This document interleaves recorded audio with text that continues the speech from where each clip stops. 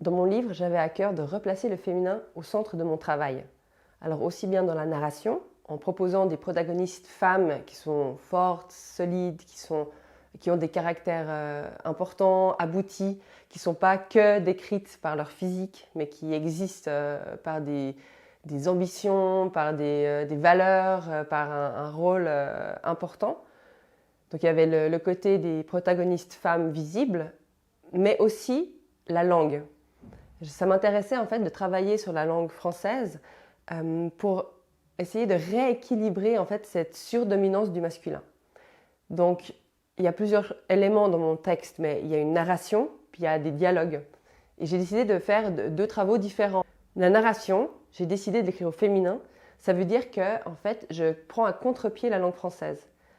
J'utilise toutes les règles qui normalement mènent sur une utilisation du masculin à l'envers, c'est-à-dire que toutes ces règles mènent à l'utilisation du féminin. Par exemple, je ne vais pas dire il pleut, je vais dire elle pleut. Je ne vais pas dire il faut, je vais dire elle faut. Par exemple, s'il y a un groupe de personnes et qu'on ne sait pas qui il y a dedans, mais qu'il y a en tout cas une femme ou que ce n'est pas sûr, le déterminant qui va être utilisé, c'est elle.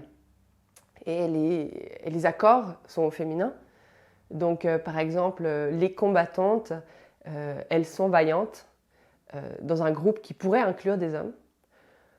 Donc ça, c'est tout ça, tout le travail pour la narration a été fait pour vraiment essayer de remonter la visibilisation de la femme. Dans les dialogues, c'est un peu différent parce qu'il y a en plus de cette attention au féminin, il y a la question des régions.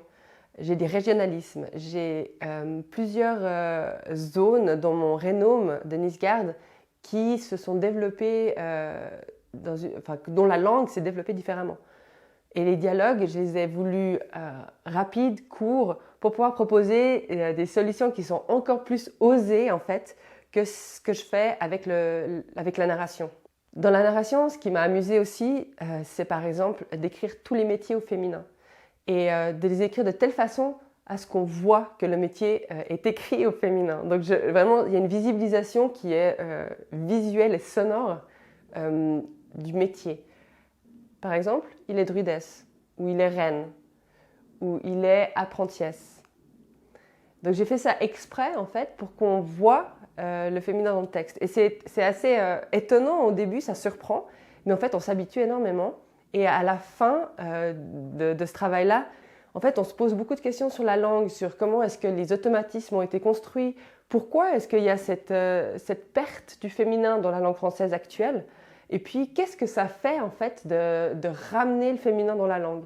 Donc c'est tout ça qui m'intéressait pour la narration. Et moi j'adore parce qu'en fait ça donne une autre texture à ce qu'on lit. Ça donne une autre sensation à la langue. Et c'est ça qui me plaît.